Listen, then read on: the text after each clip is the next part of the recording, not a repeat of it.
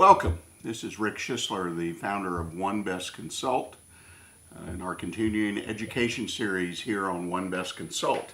Today I'd like to talk to you a little bit about continuing your business education. I think that's one of the most critical things you can do for yourself and in the long run for your business. And what I'm talking about is never stop learning. I mean, obviously we learn from others, we learn from experiences, but part of that learning process has to be what I'll call formal/informal education. Number of places to get that education. The second thing, though, I want to really convey to you is that we're talking about business education that applies directly to your small business. Now, there's no doubt there's lots of education out there in business. For an example, I've got some fellow Silver Foxes that read the Harvard Business Review religiously, and I think that's great. But these folks, ran large-sized businesses. I'm talking about getting education that fits directly to your business, a small business. So if you have 1, 5, 10, 50, 100 employees, or the size of your business is 300,000, 500,000, 5 million, I'm not saying a Harvard Business Review article may not be applicable, but there are a lot of sources of great education out there that really, to me, would be more applicable on a day-to-day, month-to-month, year-to-year basis. First of all, there's reading. You get education from reading. You get books, magazines, but again, look for things that are applicable to your business.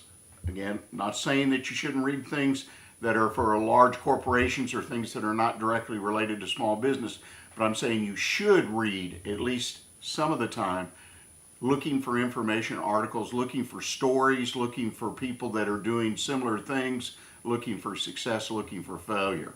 On a magazine front, I read Inc. magazine religiously, have off and on since they started publication. Got a lot of great articles. Yes, there's some articles about 20 and 30 somethings that start businesses with ideas that are for products and services that no one's ever heard about. That's great.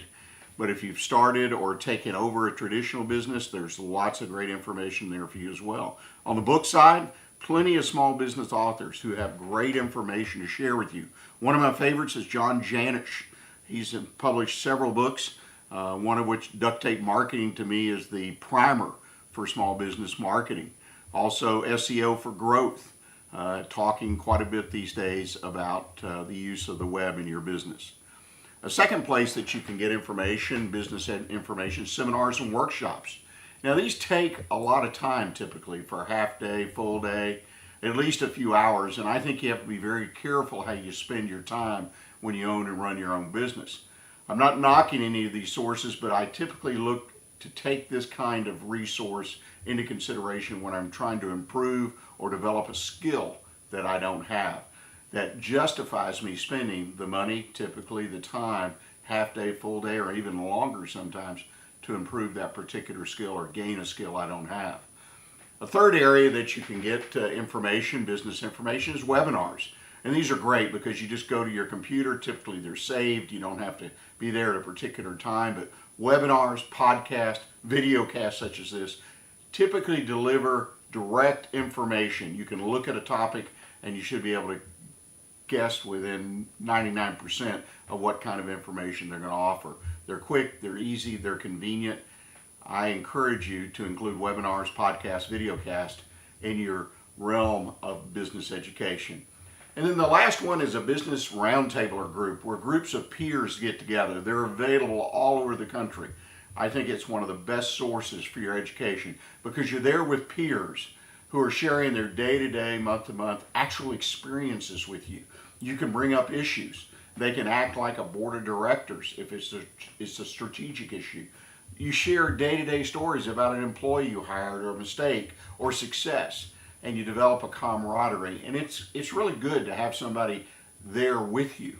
So I think education obtained through business groups that meet on a regular basis, business roundtables, yes, it takes some time, typically an hour to a month, maybe a little preparation time, but I think they're one of the best sources of small business education. Don't forget, never stop learning. Always keep your eyes and ears open for education. Thank you for joining us today.